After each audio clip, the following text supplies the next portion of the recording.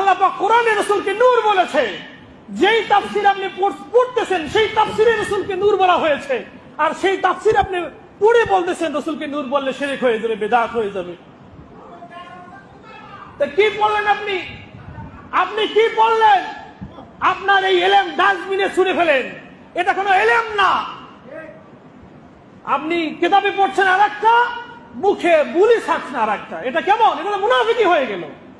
রাসূলের দুই কন্যাকে যে বিবাহ করেছে তার নাম হয়ে গেছে দুই নূরের মালিক। রাসূলের কন্যাকে নূর বলা হচ্ছে, কিন্তু সমস্যা এক জায়গায় রাসূলকে নূর বললেন। রাসূল যেই পাহাড়ের উপরে সময় কাটিয়েছেন সেই পাহাড়কে জাবালে নূর, নূরের পাহাড় বলতে আপত্তি নাই। রাসূল যেই শহরে হিজরত করেছেন সেটাকে নুরানি শহর বলতে আপত্তি নাই।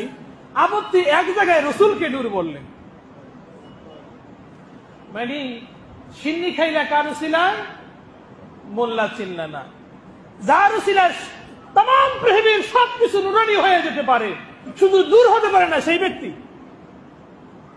মানে মানুষের বিবেক বুদ্ধি লোপ পেলে যে কেমন বোকা হতে পারে মানুষ, স্বাভাবিক জিনিস। কমন সেন্স ইউজ করলে এটা বোঝা যায়। দলিল তো আছেই, আল্লাহ পাক নিজেই বলেছেন লাকাদ জাআকুম মিনাল্লাহি নূর।